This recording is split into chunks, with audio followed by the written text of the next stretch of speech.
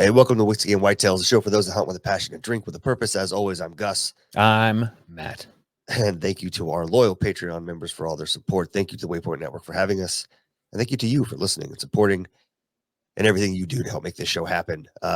We are super excited to bring you the first episode of this year's SEWE Spotlight. We have a great guest lined up for you. Had a good time talking to chat. Matt, who'd we talk to?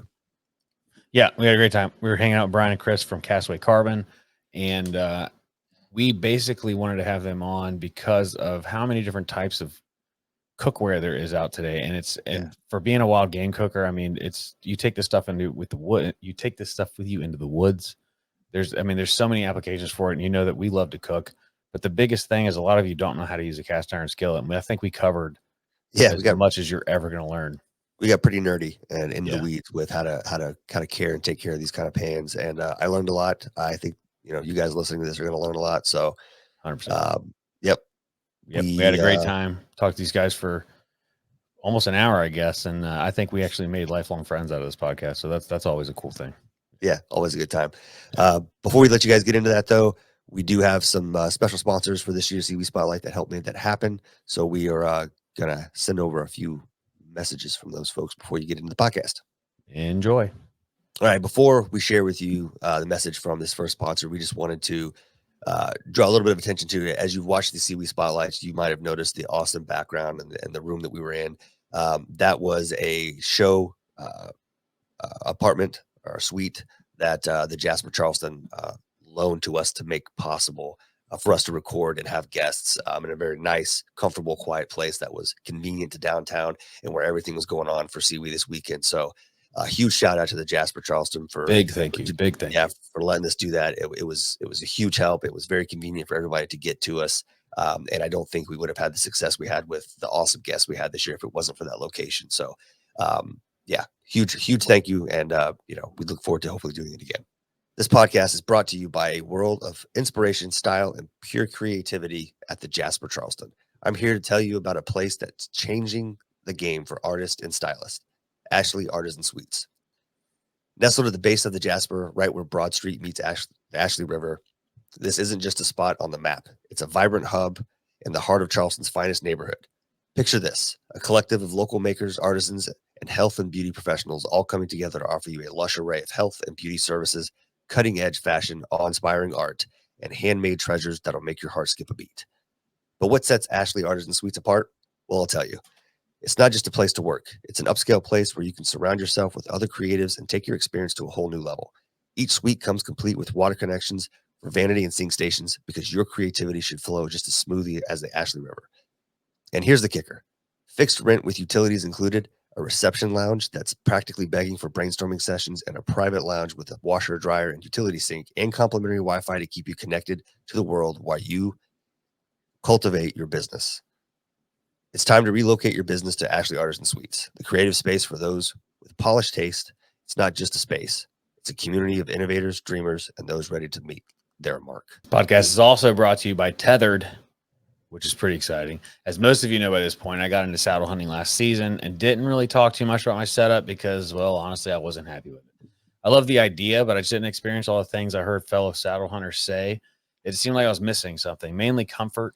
And I hear about these all-day sits being a dream scenario, and I wanted those things, but it just felt like my current setup was not going to give me the true comfort without sacrificing some of the functionality that I had. And that's when Tether stepped up in this approach and their innovative design. We met up with Tether at the Great American Outdoor Show, and I'm thrilled to tell you about the Ultralock and specifically the Ultralock SD if you don't want to get all the pouches and extra accessories. But it's like Tether read my mind. So let's talk about the Ultralock links real quick. So I used to wrestle with the pleated saddles. They flop around all at the wrong times. It's just they don't seem wide enough. There's a ton of problems with them. But Tethered reimagined the game with this expandable saddle body and Ultralock links. So just think about this, a saddle that moves with you while you're walking, climbing, hunting, it doesn't matter. The saddle expands out so much when you're in it that it practically feels like you're sitting in a hammock. And that's truly going to give you that all-day sit that you were looking for. But also the Ultra Bridge and the comfort channels, they're the unsung heroes of the saddle. With Tethered's patent Ultra Bridge technology, I've got nearly 40 inches of on-the-fly adjustability. Finding my sweet spot has never been easier. And these comfort channels, unsurpassed comfort with 7 different settings. I can practically feel the coziness just talking about it. So we're also going to give them a shout out for the good old USA. Tethered built the load bearing components right here in the United States, specifically in Texas. Heck yeah. Crafted with care. So if you've been listening to us talk about saddles over the last 15 months and notice we rarely talk brands, it's because we haven't found the right one to truly stand behind. But I wish I had started with Tethered. But even honestly, I probably would have ended up still buying this Ultralock either way this year. Gus and I both will be enjoying the comfort of the Ultralock all season. So look forward to us being pretty vocal about our new setup. And you can check them out at Tethered Nation on Instagram and look at all the people that are actually enjoying their stuff. And they also sponsored the giveaway this year at SEWE, which a lot of people were entered to win, and we'll have those results coming soon.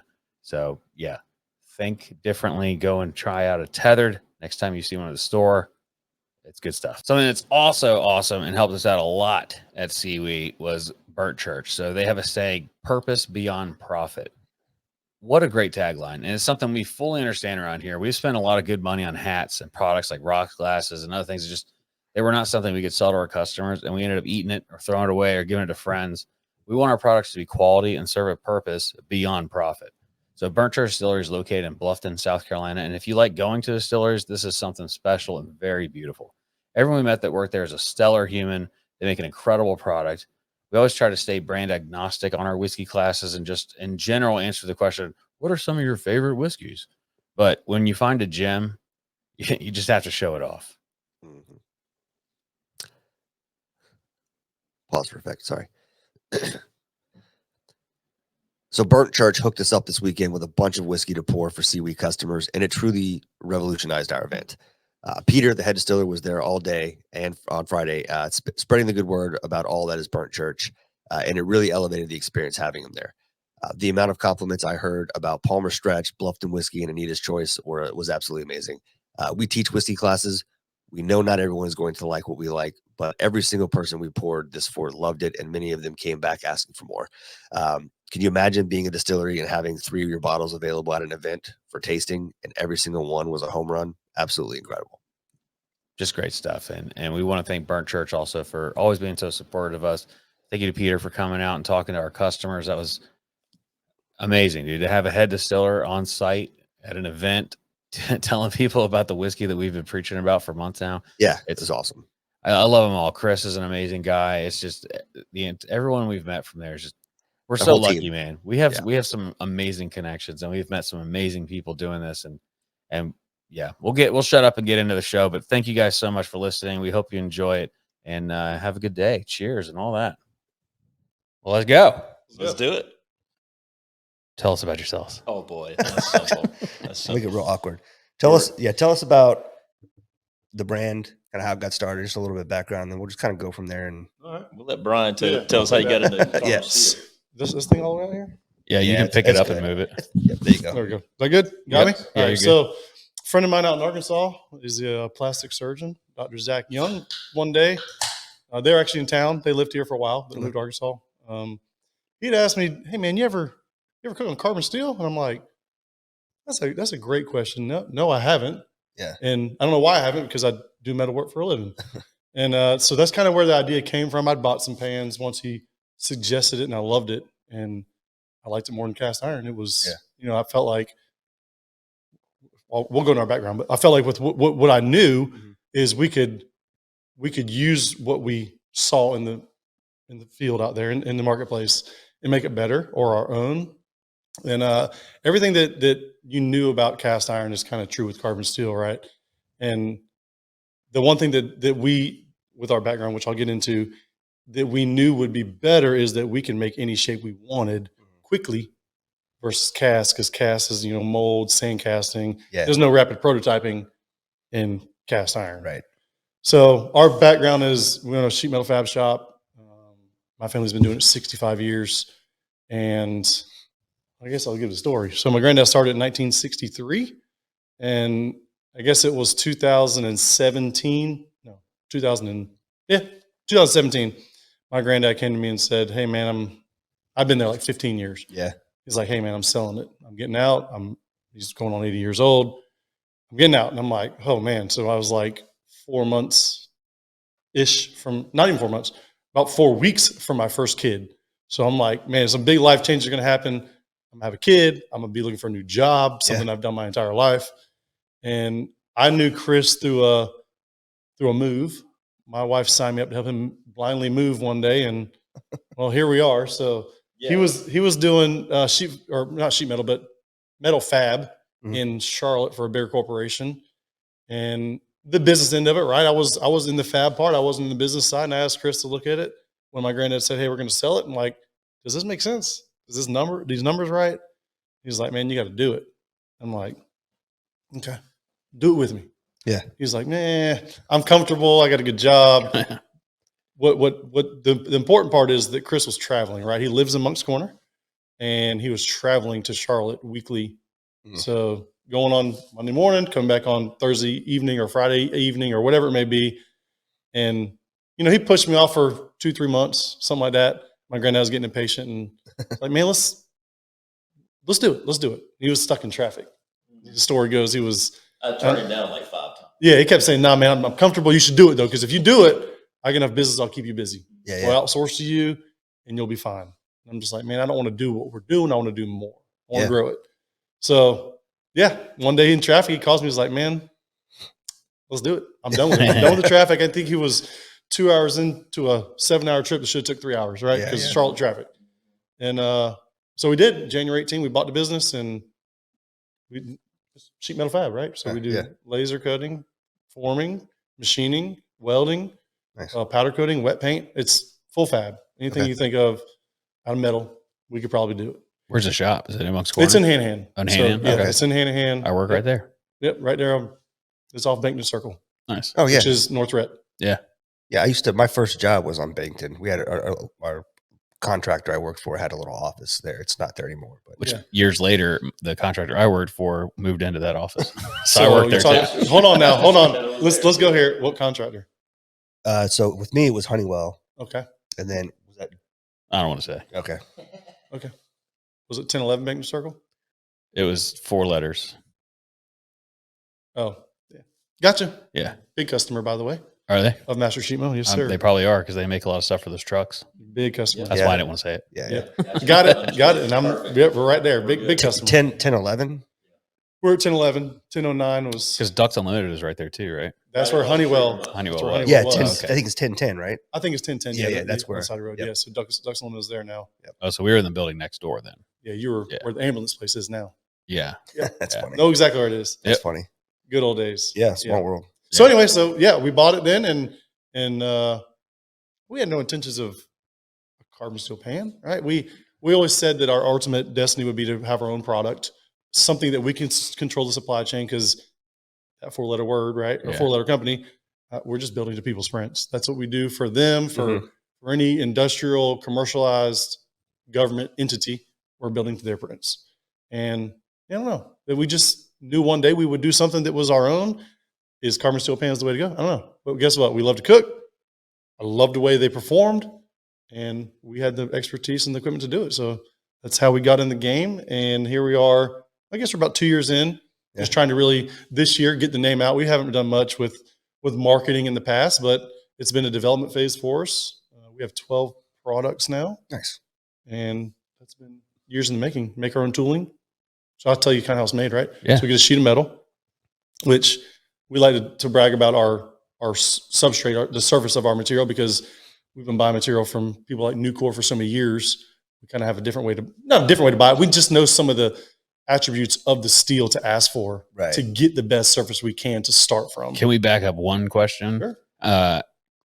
What exactly is carbon steel? It's a great question. It's about 0.1% carbon. I don't know the real ratio. Yeah. Very little carbon. It's just in carbon steel with carbon in it. Do you know? Yeah. Yeah. This is the. All right, Yeah. So We'll go back and forth. I started at Nucor. That was when I got out of college. I was at Nucor Steel working in a melt shop. So making the product, right? Making the steel or the substrate that we use to make the pan. So carbon steel is, I mean, if you go see something that's built out of, I don't know, an oyster cooker or something going into a vehicle or something of that sort, that's what carbon steel is. So it's just black steel. Right. It's the things that you see a grill made out of. It's the things that you see. It's everywhere. Actually, most of the time it's going to be painted, right? Because it has the ability to rust or the inability to rust. So carbon steel is made at the mill. It comes it comes as a coil, right, and ends up at a service center, and then like a big roll of toilet paper, 45,000 pounds of a big roll of toilet paper is what it looks like. Yep, and then it's processed into sheets and plates. So the service center is going to flatten it, and then they sell to folks like ourselves. So if you go, pick your large company, right, any OEM. Making something, most of that product is tractors, right? Or that's all carbon steel. Okay. So carbon steel is a wide variety of product. Okay. And then they come in different grades. Okay. So you can get products that's made for bridges. That's going to be a different grade. You can get product that's doesn't need to be structurally really strong, but you need to be able to form it and kind of have a deep draw type situation, which is where we're at, right? Because we're taking it and we're pressing it and we need it to be able to move without cracking. Right. So that's really what carbon steel is. And so when it comes to the pans, if you look at the difference in carbon steel versus what you would get out of cast, okay, so casting is basically, it's a hot process and it's poured into a mold and you kind of get what you get from that point. What we found is in any castings, it doesn't have to be a pan, but castings in general, they're brittle. Okay, so once you pour it, you can't really do anything else to it other than finish it, maybe sand it some, maybe machine it. But you're not going to bend it. You're not going to change the form. You're not going to do any of that. So the carbon steel world, you basically get a platform that you can mold into what you want. Okay, and so that's where the tooling comes from. Got it. And so that's really the difference. And a lot of times we get the questions from folks is, well, what's the difference in cast and carbon steel? Cooking wise, they cook really pretty much very, very similar. Okay. Right. They're going to, you treat them, they act the same way. You season it and all that. You season it and everything. You treat it exactly the same as you're going to treat your grandma's pan from years and years ago. My lodge. Correct. Yeah. But what carbon steel gives you is we start with a much, much precise, I don't want to say perfect, but every bit of steel that we get in is made to a specification that's made for somebody that needs way more quality than what we do to make our pans. Right. It's not the case in cast, right? So we figured out the product that we're going to buy, the grade in which we buy, we can mold it, or when it's really not mold, but we can bend it. We can press it into the shape that we want it to be. It's not going to crack. Okay. And we know it's not going to crack because the way it's purchased, that's the reason they made it that way. Okay. And then in addition to that, it has a surface treatment from the mill before we ever get it, where all the imperfections that are on the surface have been going through an acid bath, and it's very, very clean when we get it. Okay. So when we get it, we're starting with a really, really good product that, quite frankly, you could cook on it from the beginning before we even do anything to it. Okay. And everything that we do is just going to improve upon that. So that's really what carbon steel is, and why carbon steel's kind of why we said this is a cool thing. Yeah. And we could talk about the pans and the differences and all that later, but if you're talking specifically to carbon steel, we just start with a product that's, the grade is very, very precise, no different than what an automotive company would say. I want something to this grade and it has to be to that quality. That's what we're starting with. And that's carbon steel versus cast. Did you choose the grade and quality of that carbon steel specifically for this product, or is it something you were already purchasing and going through acquisitions for other products, and we're like, you know what, this is really solid stuff. What if we used it for this? So what I can tell you is we were already working with that type of product. Okay. So, but we went through, and there's slight variations. So we went through different variations of that product as we made the pans. Gotcha. So we started with what we thought would be the best. Yeah. And we went home and we cooked on it, and it was good. It was really good. But then we said, well, what if we do this? Right. What if we try this slight variation of that grade? And so what we did is, through, again, experience and steel experience from myself and what products to use from the beginning. That's what I did originally. And Brian, this guy, he's very humble, but he can make anything. Yeah. When it comes to getting on a laser and engineering, he can make anything. Cool. And so we kind of put those two things together, and we had about 3 different variations before we said, this is what we want. This is the gauge we want. This is the surface we want. This is the grade we want.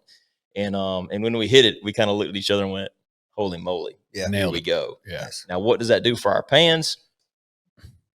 These things, when you get them, they're beautiful, right? And anything is, you go buy any pick your high end cast pan, pick your high end carbon steel pan, or low end. As you cook on them, the colors are going to change. You guys cooked on them just not too long ago with Stark, right? Yep. And so the pans that we brought you today, you see how they look, and then the pans you cooked on the other day look a bit different. There's an evolution of coloring and things of that nature. The pans look like something you'd see like at inside of a restaurant. You go back there and those pans are like black, basically. And that's what they're made for. They look really good, and I love the long handle. Right. That's great. what they're made for. But the thing that the carbon steel does for you, and the grade in which we make ours out of, people always say, "Oh, I ruined my pan. I lost my seasoning." Right? I ruined, like grandma's pan. Right? I ruined it. I lost my seasoning. You haven't ruined your pan. Right. You know, you really have. You can't ruin them. Right. But what we found is with the carbon steel, and what we're using is, if your seasoning gets a little bit, you lose some of it, you lose some of the coloring, it still cooks great. Yeah. It still cooks great. And so, you know, people want to hear nonstick. They want to hear this. What everybody wants is, I buy a pan and it makes me a great chef. That's really not the Yeah. It's like buying a knife and exactly. You know I don't care what pan you buy. Yeah, I mean, you could buy the greatest nonstick pan. And I know we want to talk about the Teflon and stuff like that, and the difference and why we did this. But when this thing loses seasoning, it still cooks. Yeah. It still cooks. Put your fat in it, put your lard in it, get started, and it still does really, really well. So that's kind of the difference and the benefit that we see. Can you season it with like tallow, or you need to use olive oil? I'm just looking for something that doesn't smoke as easy. Yeah, I would suggest not olive oil, because olive oil, when it dries in air, gets super sticky. Yeah. So like if you don't burn it off, polymerize it, then it's going to be sticky, and you're gonna have a sticky pan. I can use tallow though. I haven't used tallow, so one of our engineers did, and same result. Okay. Right. So just to speak to that some, and it's personal preference too. Now it really is. A lot of folks you can put olive oil on it, and you can do it, but it's got a different smoke point. So the smoke point was the issue. Yeah, absolutely. On olive oil, it's very low. So to speak just kind of to the seasoning and the nonstick properties and things like that, you know, every show we go to, people are like, "Well, is it already nonstick because you got it seasoned?" I'm like, I don't want to send you down that road, because, to be honest, seasoning is about protection. It's not about nonstick. Temperature control is how things are cooked properly, and even cast iron pans. Yeah. Too hot, you're gonna burn. Yeah. Too cold, it's not gonna cook. It's gonna get sticky. It's gonna kind of dry in air, right? So I try to tell people all the time, don't get caught up on seasoning. You need to protect your pan, because it will rust. It's as raw steel as you can get, right? And they will rust. But I can go out back and get you a pan right out the press, no seasoning, and I'll fry you an egg right now that won't stick. It's all about temperature control. Yeah. And people get caught up on seasoning being nonstick, and it's really not. I mean, does it help? Amount of fat. Yeah. Does it help on things that aren't super smooth? Absolutely, because you're going to get a smooth surface. That's going to help you be nonstick. Sure. But the seasoning is not what makes it nonstick. It's temperature. Yeah. Mm-hmm. So people get caught up on that, and so if it's too hot, it's going to stick. Period. I've never cooked something that was too hot. Did it stuck? You might get some seasoning, like if it's a steak, right? Too hot, you might leave some seasoning on there, but it's nothing that's going to strip I'm saying steak seasoning get left on there. It's not going to strip your pan seasoning as if it's stuck, right? Yeah. So probably just talk about cleaning these things. Well, I think before he leaves that question, Brian, keep swinging this thing back and forth. Yeah, sorry about that. We only brought one mic for those paying attention. Again, so Brian and I want to be very, very honest with our marketplace, right, or in our customers, and we want them to understand and want to educate, right. I think any pan will stick if you leave whatever you're cooking in there long enough, right? Yeah. Right. I mean, pick your, if it's Teflon or anything else, if you leave it sitting there and all the juices run out and or your fat content runs out, it's going to stick. Yeah. Right. And so, you know, if you watch your heat control, and this is any pan, this is not a castaway pan versus pick your cast iron pan or pick your other carbon steel pan. We don't want to tell you that that carbon steel pan is going to make you the hero no matter how you cook it. Right. If you leave it in there long enough, anything's going to stick on any pan. Sure. Once that fat content goes out and that lard goes out, you're kind of in trouble. So now you're talking about cooking techniques. Right. Yeah, now you're I mean, what you guys do, and you're out there showing somebody how to cook.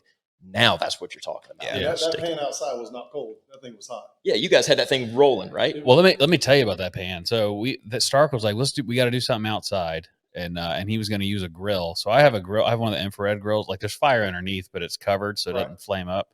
And I was like, I guess I could take the grates out, but we're still not going to get the flame look. I love it. And I was like, you know what? I've got a firebox stove that I use it for my steaks pretty often because I'll get it super hot and then I'll put whiskey barrel stuff in there, fresh wood, so it smokes. And so it's like searing it and smoking it with whiskey barrel smoke at the same time. And that's the only thing I've really ever used it for. But yeah, we took it out there and put the pan on top of it, and just the pictures that came out of it. I mean, the video is going to be sick, dude. Have you seen the video? Yeah, I've seen the video. Oh, you have? I need to see the video. I haven't seen the video. You. Nobody said it to me. Yeah. Does it look really good? It's cool. It's really good. Yeah. Does it look like we're out in the wilderness? I don't think it looks staged. Yeah, it doesn't. No. Well, it doesn't really look staged to me. It looks. I mean, yeah. Okay, I just wondered. Yeah, wilderness. I don't know, but it looked like you were like a cabin, and yeah. That's what we were going for. It was the outdoor thing that I mean, we're outdoor people, right? We love to fish. We love all that stuff, which is another aspect to the carbon steel pan, right? Yeah, literally take it anywhere. Yeah, you don't worry about it. You just take it, go. Yeah, he had a like a tree and a bush in his backyard. The rest was fence, and so we like positioned it perfectly so you couldn't really tell. But yeah, just the flames coming up on it, and they were so excited because both of them were filming, and they would be like, "So when you cooked on it, what were your thoughts on the nonstick? You guys did some smash burgers. I'll tell you this. What did you think? I've cooked smash burgers in a pan plenty of times. I don't think I've ever seen that much grease. Like, I don't know what the difference is really, or if it's just maybe these burgers are fattier. But it built up so much grease. But it was so easy to move it over because of the grease. But I had to dump it like twice. But I also did make like 15 patties. There's a lot going on. So I don't know, but it cooked really well. I didn't have problems with it. I love the long handle. The long handle makes me feel like I'm a professional chef or something because it's like that's the only place you ever see it. Which by design, by the way, right? Yeah. So we did some testing on that, and I mean, you could do your average, 45-minute saute of mushrooms or onions or whatever on your stovetop, and I'm not going to tell you you're going to grab the handle; it's going to be cold, but it's touch. It's manageable. It is manageable. 100% manageable. I don't want people to think, oh man, it's a long handle. I can take out the oven and grab it. Well, I mean, if you do that, you're a special kind of dumb. Yeah, I don't know what to tell you. Yeah, it's happened anyway. So I mean, I think that video shows a lot. And you speaking to the fat, was it running to the outside a little bit? We were not on level ground, so it just kind of came to that. And I think, so it didn't bother me. It was just there. Yeah, we should have brought that. Actually, what I ended up doing was cooking onions in it. Yeah. So I ended up just loading it up with onions, and the onions kind of soaked up some of it. Yeah.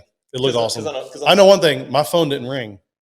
I'm a little bit frustrated about that. Why didn't it ring? What do you mean? Oh, for an invite? I don't know. Was it good?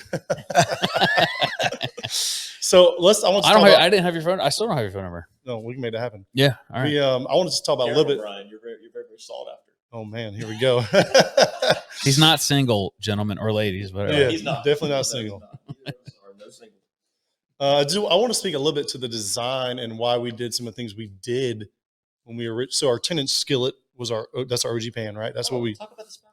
Oh, that's what I'm talking about. Yeah, that and handle and all that. Yeah.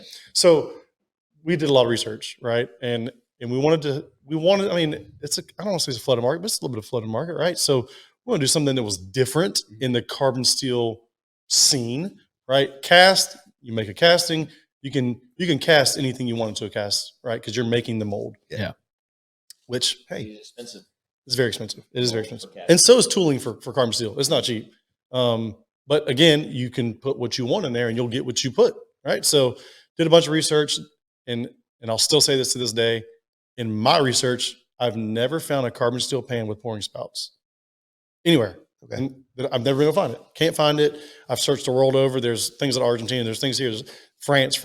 Carbon steel came from France. Like carbon steel pan idea is a French idea, right?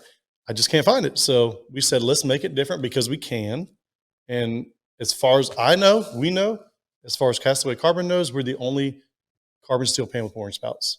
Whether that's 1, 2, or any at all. That's and the only US made it. With an integrated handle. Yeah. So also I only know one other pan in the world that I found that has an integrated handle, one piece. Because everything has rivets. And everything sticks to rivets. I've seen so many videos too of someone going to flip it.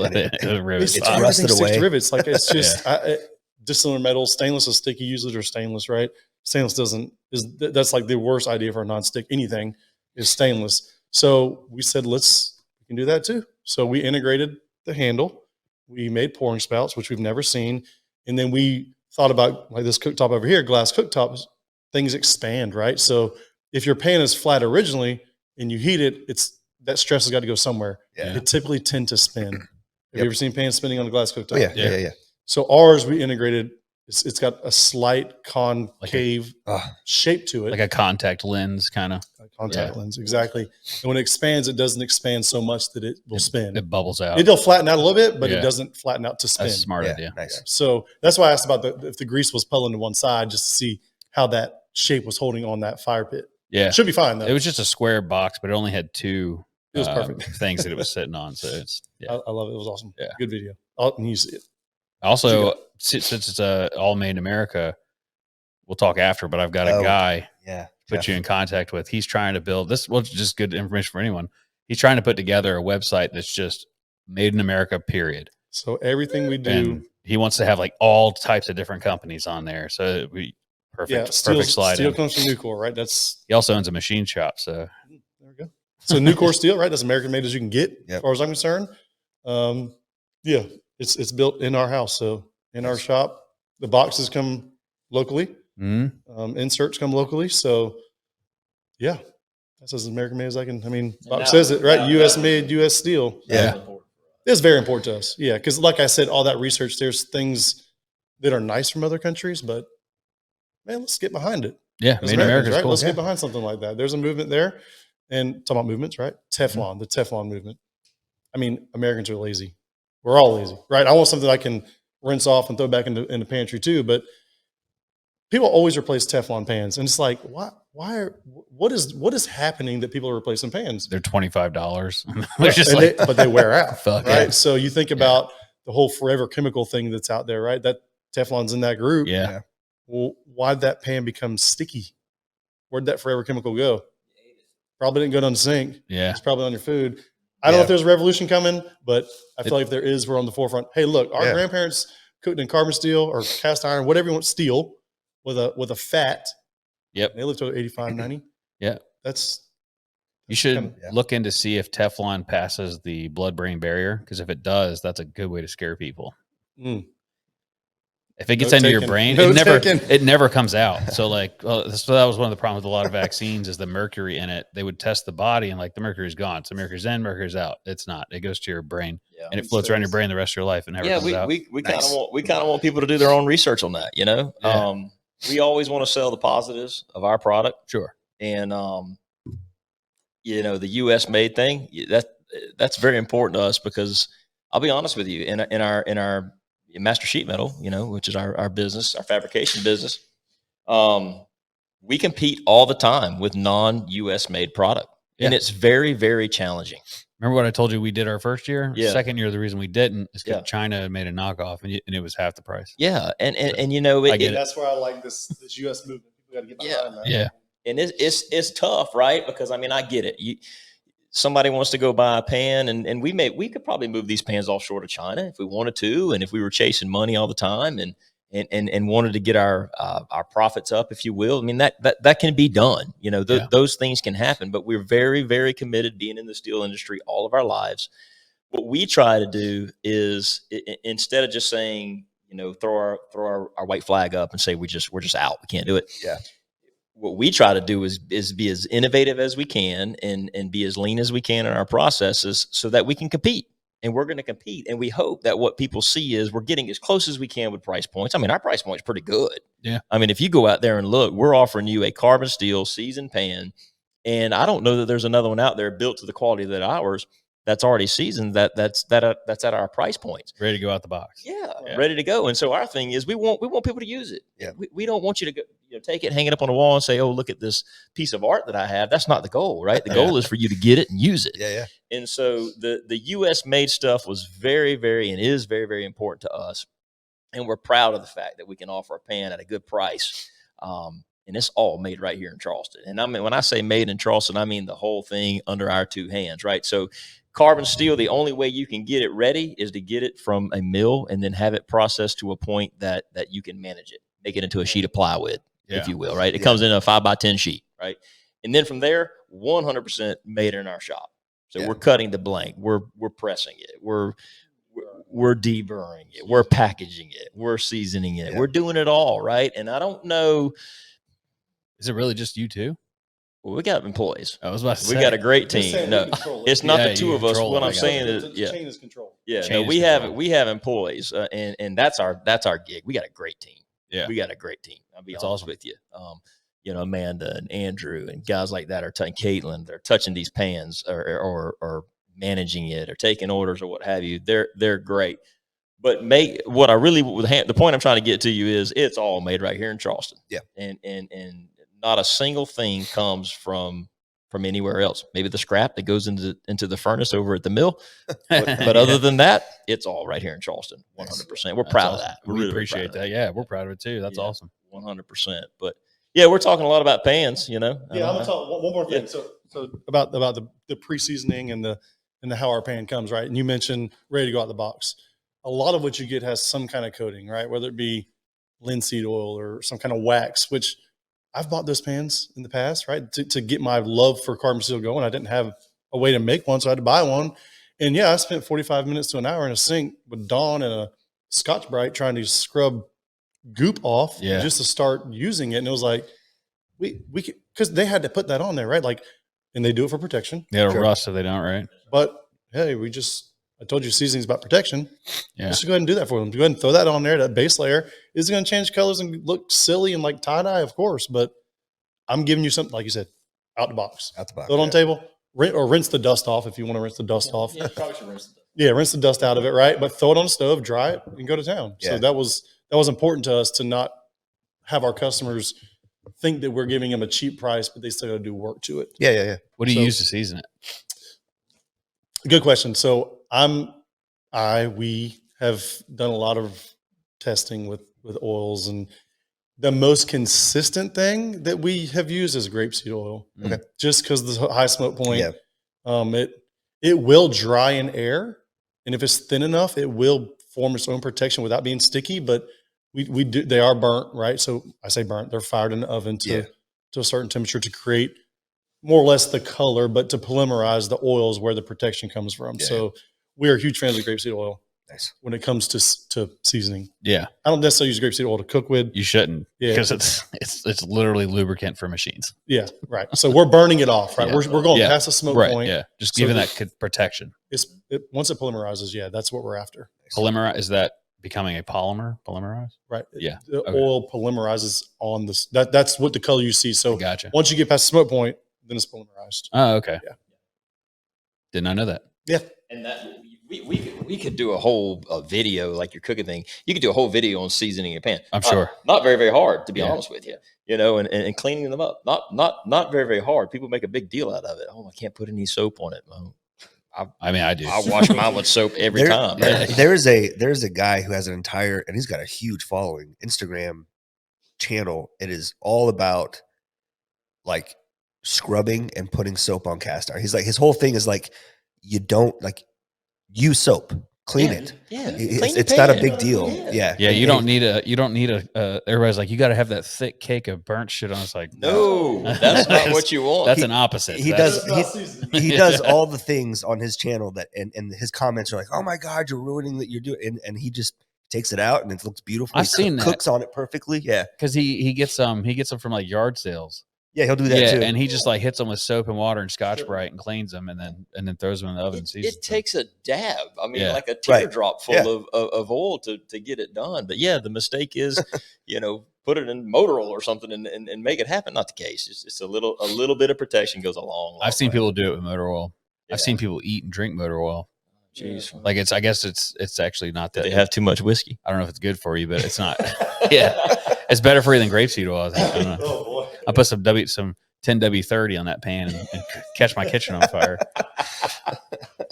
I might make a video season it and throw it in here just to like right now. It just cuts to a video, cinematic video of me seasoning. Oh it. man, it'd be great. Yeah, because literally, I mean, the whole process. Let's say I just want to get my pan back going. After I cleaned it up or whatever, and I put my dish soap in it and I clean it up. I'll put it on the stovetop. I'll get it really, really hot. Take a little dab of oil, drop it in there, wipe it out with a paper towel. You'll see it smoke off.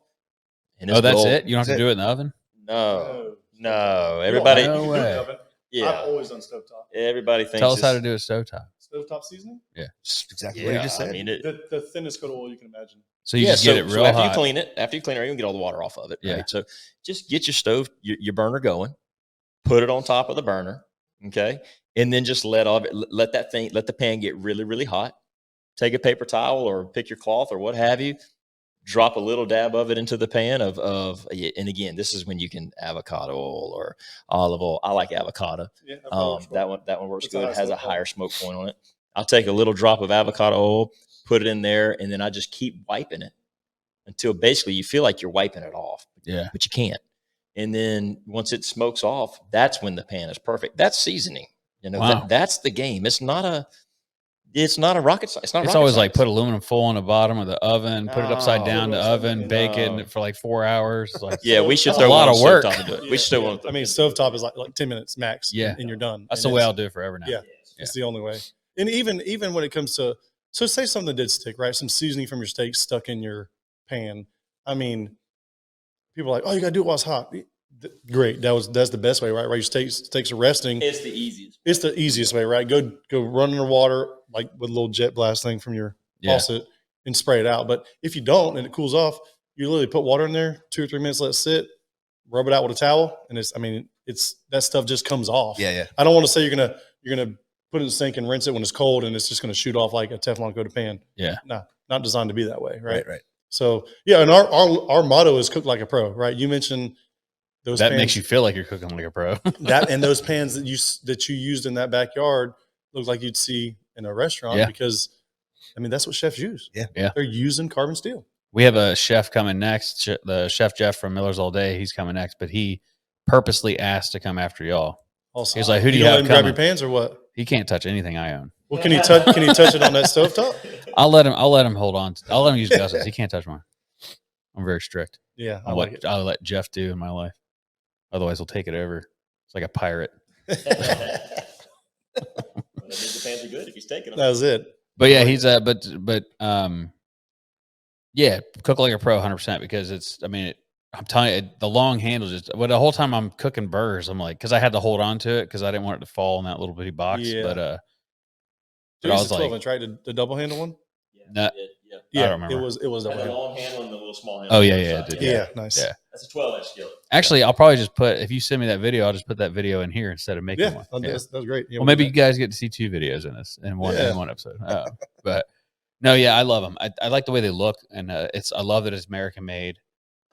Are you in stores around, or it's all online right now? So it's all been e-commerce. Yeah, okay. And I say online, it's really just our website. Yeah. At this point, our goal is to get to retail. Right, for sure. It's just a barrier we haven't crossed. I don't say we haven't needed to. We do have other businesses, right? So this is not necessarily been on the back burner, but it has been.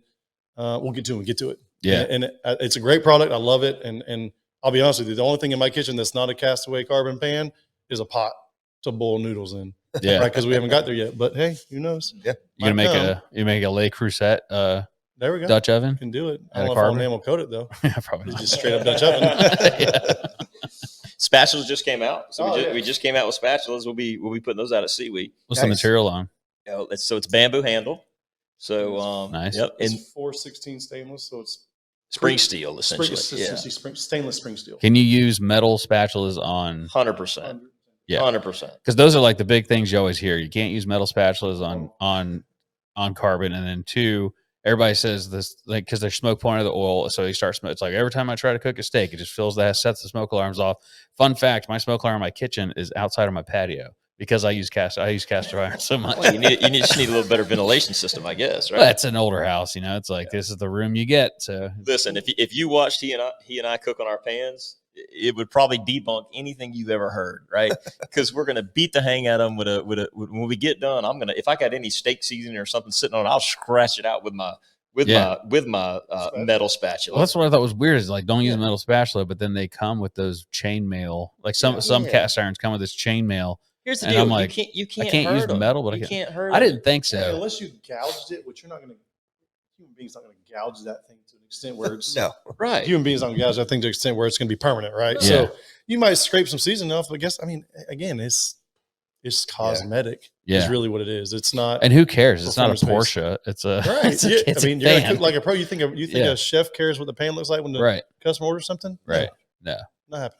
If you've ever been behind the doors in a restaurant, you're usually like appalled Yeah. because you think it's like Gordon Ramsay or whatever. What's that show where they Hell's Hell's Kitchen? Yeah. You think it's like that where everything's pristine. It's like, Nah. nah, that shit's fucked. It hasn't been touched in a while. Everything's black back there. Yeah. Yeah. But that's awesome. Yeah. So the spatulas coming out. You can get those at SEWE. Well, this episode will come after SEWE, but Where are you guys set up at SEWE? Gill yard. Okay. In the gill yard. Yep. nice. We'll have some apparel, hats. Inside. Couple hats in there. Inside. Fancy. Yeah. Where do you get your hats made? That's a great Online. question. Yeah. Somewhere online. Somewhere online. Yeah. We left an engineer in charge of that. I don't know if that was a good thing or bad thing. Yeah. I like him though. Yeah. I Good like job, them too. Andrew. I like them too. I was gonna put it on and I forgot. They brought us a couple hats and a couple pans. Which, thank you by the way. Yeah, That's it's super awesome. I'm not Maybe we really should good at saying grab one of thank the you. I pans. never think about it. But we're gonna take a picture of it in the thing. Okay. We need to talk over one? We could definitely pull one up and talk over it. It's up to you guys. Whatever It's you up guys to you. think. Yeah. Go ahead, grab which one. Yeah, or we grab can talk them about both. that or hunting and fishing. It doesn't matter to us. We'll get to the hunting and fishing. Yeah, we can do that too. Jeff will be here in 10 minutes, but he can wait. It'll be fine. Luckily, everybody we have scheduled is we didn't know y'all, so I was like, it's good to have them first. That way, if we go over, everybody else that's coming is going to They're be gonna be good with they'll be flexible. You never know. Like, so we've had guests come in and be like, "Oh, I don't drink," and Did they read the name of the podcast first? yes. I mean, We- it's confusing. Well, we've had some brands on that are associated with the outdoor space, but then they're super religious. And Yeah. like, they don't. They Which is can't cool. be caught Yeah. But drinking. what we didn't want was As soon as the camera comes off, then you're like, let's get some shots going. yeah, Like, we didn't want to have 5 podcasts where we're having some pours and drinks, and then we're buzzing when the person walks in and doesn't want to. Who doesn't want drink? to. Yeah. Got it. So you can see So kind of basically, on the, Brian, you and I got shafted today. No, sorry. Hey, Well, now they know us. We'll be back. No whiskey yet. no, yeah, we'll hang out now anytime that, you you, want. now that we know you guys are here, and You also local, live right down the road. I'm in James Island, but you live right down the road from him. Yeah. So Okay, see you next week. he's also impossible to get a hold of, including me. So Oh, fuck off. Yeah. Dude, What do you this guys? So let's talk to the yeah, let's do that one to first. the first one there.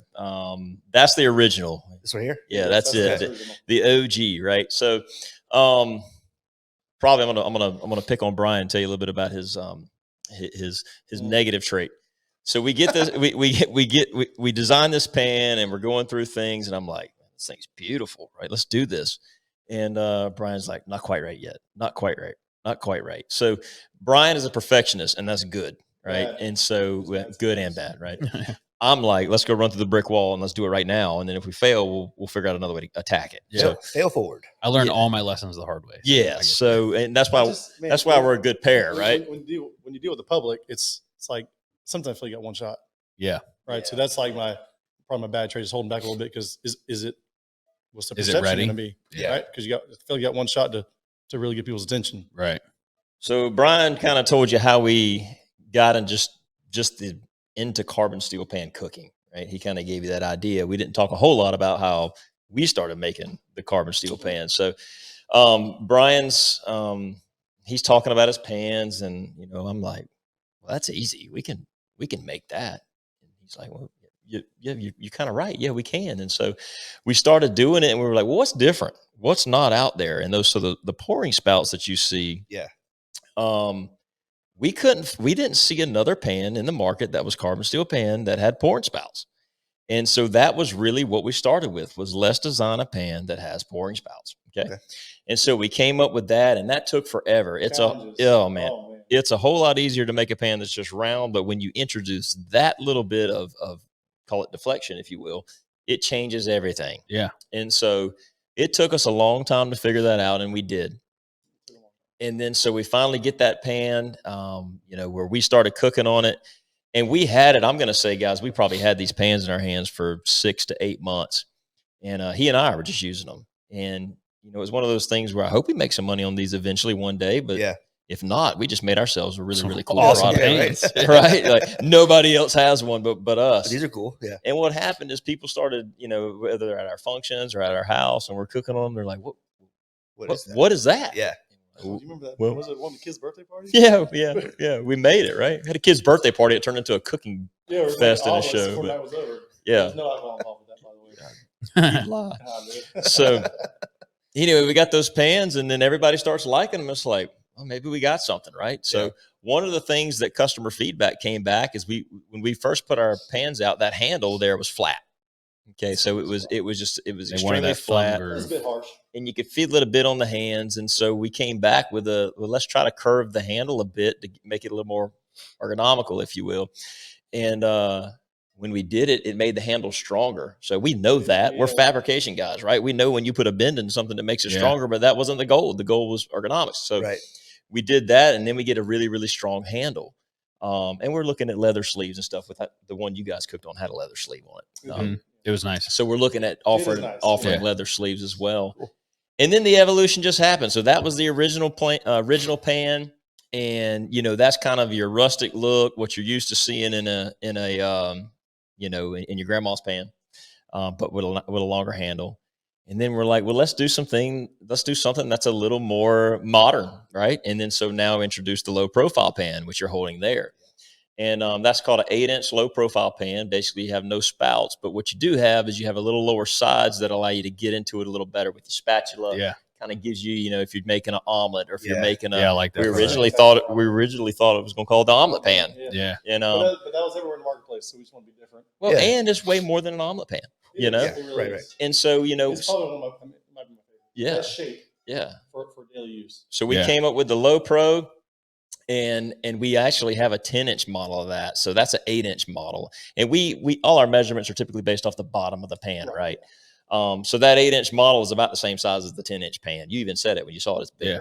That's an 8-inch bottom. That's a 10-inch bottom. Yeah. I But thought the- it definitely looks bigger. But the sides allow you to, now that if you're cooking meat, it can kind of ride up on the sides and you can use it. It also gives you that Oh, yeah. flippability, Yeah. which is nice. So our 10-inch model that we haven't put out yet of that, we have it. We make it, and that is my favorite pan.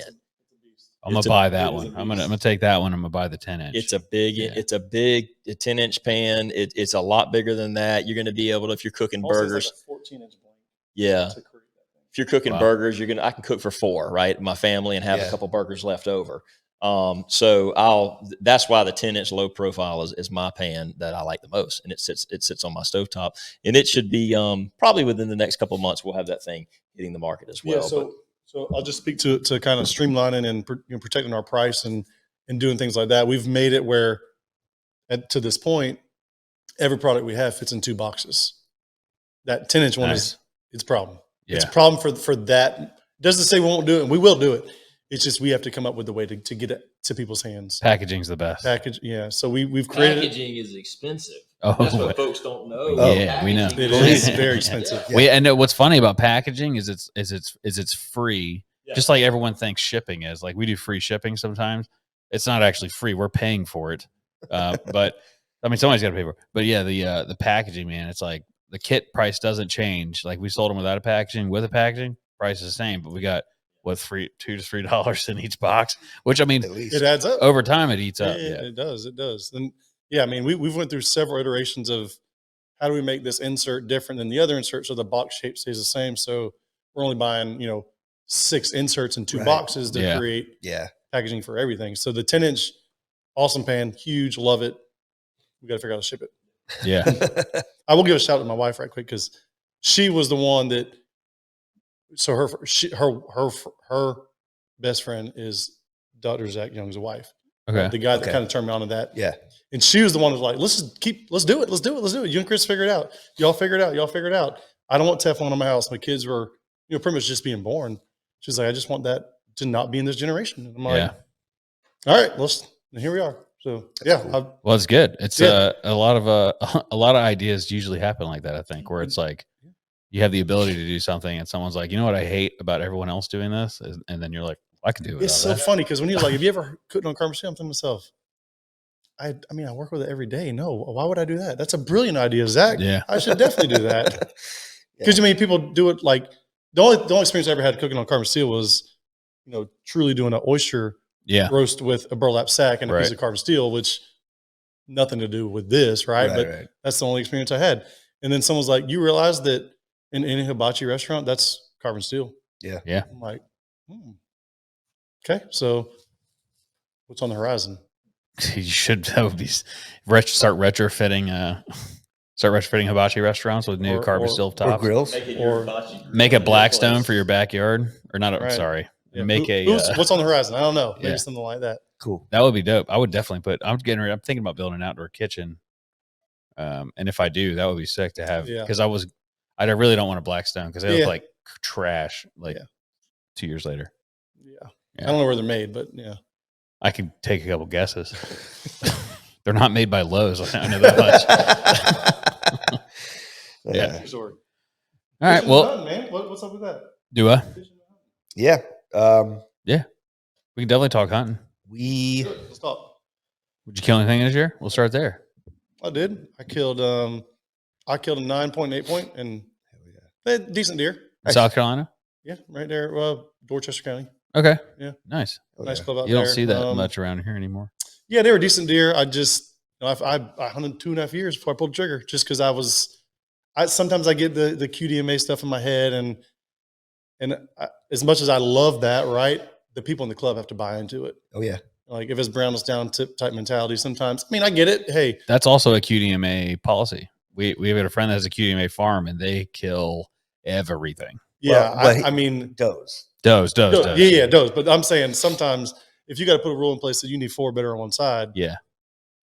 some of the members aren't going to like that, and that's So we have that We're in a in our club club. that has the same thing. It's got to be outside the ears and at least 4 on one side, which is great. But we have surrounding properties that don't follow that rule, and if it's not big. They're, And they they're dog running hunt. dogs, which come on our property. It just makes it hard. It's hard. We're Where's property leaving. at? It's Ridgeville? In Ridgeville. off Yeah. Givens Ferry. We're leaving because there's just nothing there. I don't know where Givens Ferry is. You know where the barbecue place is? Dukes? Or the train tracks?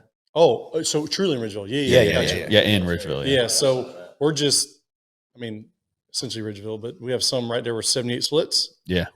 And then some farther up, like exit 172 Okay. on the other side of the interstate. Actually, Yeah. backs up right to Orangeburg County, but Gotcha. it is We're Dorchester. basically behind the Somerville Airport, if you know where that is. Yep. Yeah. I We're think like it should be big. That's a back lot of in swamp back there. ton of swamp. And if you That's- go out in the swamp and want to deal with that, then you can get you some nice deer. Yeah. I'm just personally, I'm not a fair weather hunter. I'll hunt in some bad condition, but you talking gators and snakes and mosquitoes all day, I'm okay. You're good. I killed, so the 9 point I killed was in the swamp this year. Yeah. Yeah, you're actually on that hunt. If it was the edge of a swamp, it'd be one thing, but you got actually, you'd be in waders hunting. Yeah, we had a decent access Yeah. point back there, but That's what we have. Outside of the access point is wagers. yeah, and the people we lease it from, it's a tree farm, and so each year there's been little sections recently where we went many years where they didn't log anything at all.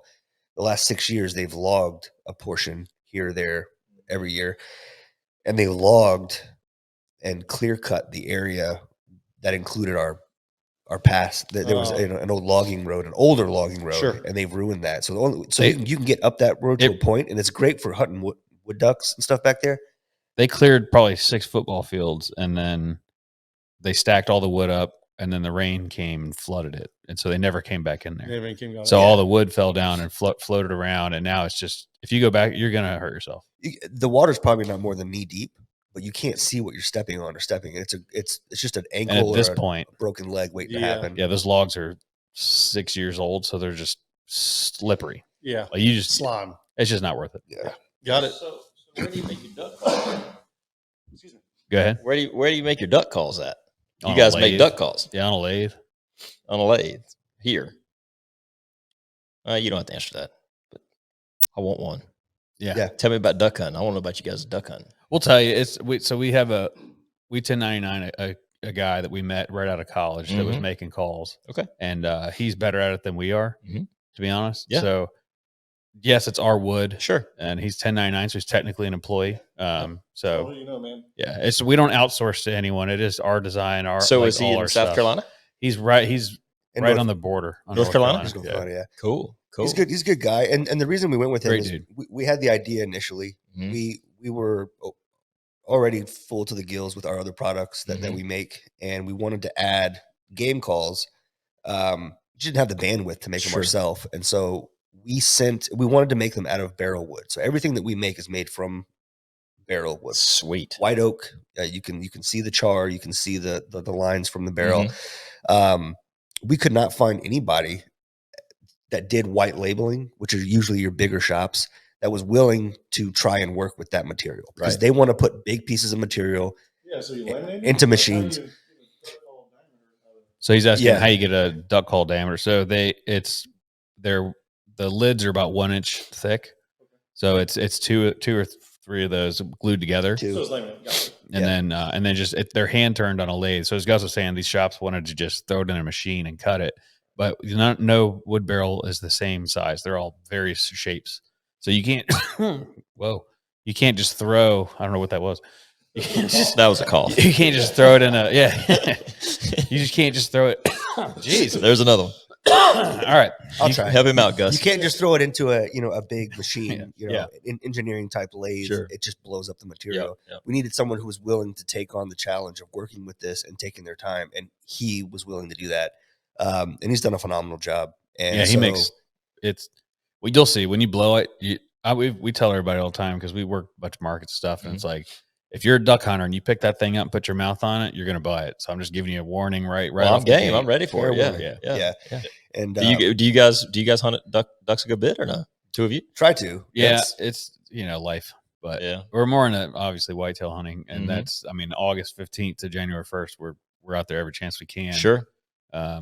And then usually come January 1st, that's our club. You can only duck hunt in January because it's deer club. Right. Yep. So come January 1st, I'm ready. You had I'm enough. ready for a break. So Yeah. I usually don't. If we go out with people, we'll go somewhere, but it's just like we just get a guide, so I don't even call anyway. Gotcha. I know how to use it just for shows and stuff. Sure. I can run a call, but I've never used it in the woods. I have used our wood duck call, and it worked immediately. Yeah. Cool. They were Awesome. flying over, and I hit it like twice, and an entire group just kind of dove right down.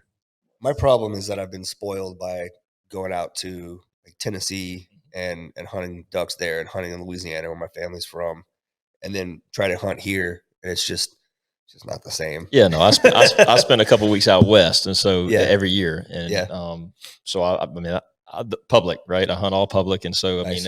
hunting for me is again, I like, first of all, deer, love to eat, like venison. Yep. That's what I want. I prefer that over anything eating wise.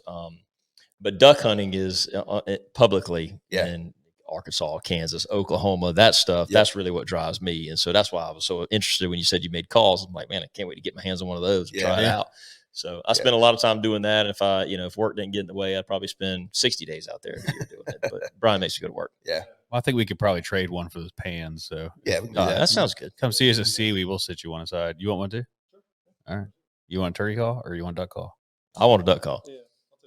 Okay. Cool. Yeah, we'll set a couple aside. That's easy. Too easy. Easy day. Oh yeah.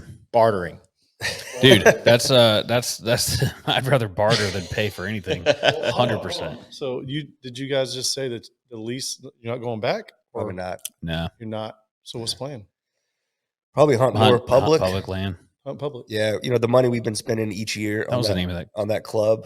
We were just talking about taking that money and setting it aside anyways, and taking some trips. We went elk hunting a couple years ago in Colorado. Didn't have any luck, but fell in love with the whole process and would like to do that.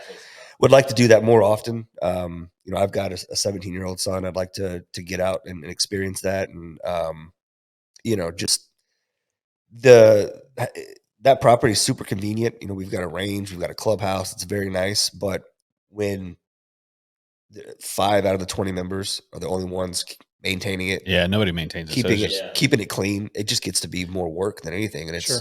We also picked up a Broadhead sponsor, and they've invited us to a lot of stuff. So maybe we Yeah. just do that. Yeah. And I don't really necessarily need to Yeah, kill. that's in Kansas. That should scratch the itch. I'm sure. Yeah, Oh, I don't yeah. necessarily even need to kill every time. Like I don't mind going and filming and just helping pack out meat. That's part of it. That's Oh, yeah. I'm good with all that. Camp. Camp. Being in camp. That's it. All That's right, it, man. I think we'll close this out. I'm glad you Awesome. guys came. Yeah, man. Yeah. Thanks for having us. Tell them where they can That find you, was too social quick. That media was and all fun. that. It always goes fast. Oh yeah. Hey, great question. CastawayCarbon.com. All right, and Instagram, social Facebook. media, Instagram, Facebook, all Castaway Carbon. Castaway Carbon. Sweet. All right, cool. Well, thank you guys for coming on. Thank you for Yes, the sir. pans. Thanks for having us. Yeah, we'll yeah, do we're this. excited to do some more. We'll do this again. Yeah, 100%. Yeah, y'all good dudes. All right, Awesome. Appreciate it. Thanks, guys. all right. Cheers, everybody. Me? see.